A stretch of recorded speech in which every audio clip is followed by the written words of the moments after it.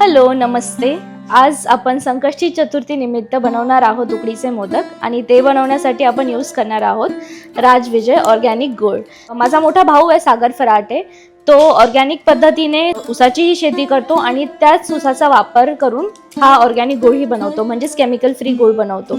तर ह्या गुळाचे हेल्थ बेनिफिट्स भरपूर आहेत आणि टेस्टही खूप छान आहे, सॉफ्ट आहे गूळ.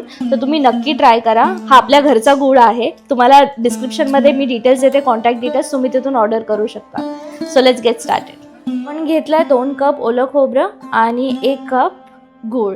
त्यासोबत आपण ड्रायफ्रुट्स तुमच्या आवडीनुसार घेऊ शकतात. मी घेतलेत काजू, बदाम, जायफळची आपण पावडर करणार आहोत, मनुके, केसर नंतर ठेवण्यासाठी आणि वेलची पूड.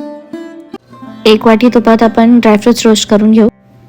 ते बाजूला करून आपण ओलं खोबरं, आवडीनुसार गूळ मिक्स करत रोस्टेड ड्रायफ्रुट्स आणि जायफळ आणि वेलची पूड.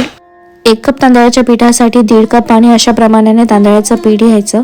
पाणी उकळून घ्यायचं, त्यामध्ये थोडं मीठ टाकायचं. पाण्याला उकळी आल्यावरती त्यामध्ये पीठ मिक्स करायचं.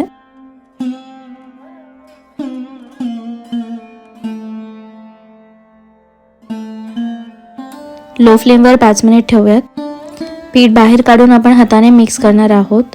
हवं तसं पाणी टाकून त्याला मिक्स करायचं आहे.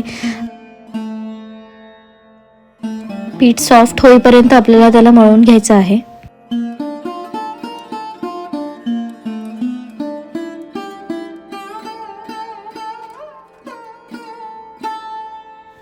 इथे मी मोदकाच्या साच्यामध्ये मोदक बनवले आहेत.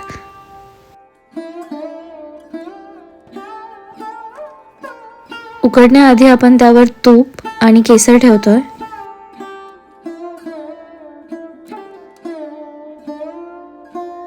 इथे थोडं देसी जुगाड केला आहे. मोदकाचं भांडं नसल्यामुळे आम्ही इडलीचं भांडं वापरून त्यामध्ये आम्ही उकडी आणणार आहोत. पाण्याला उकळी आल्यानंतर मोदक आतमध्ये ठेवले आहेत आणि 10 मिनिट मीडियम फ्लेमवरती ठेवणार आहोत. मस्त उकडीचे मोदक तयार झाले आहेत.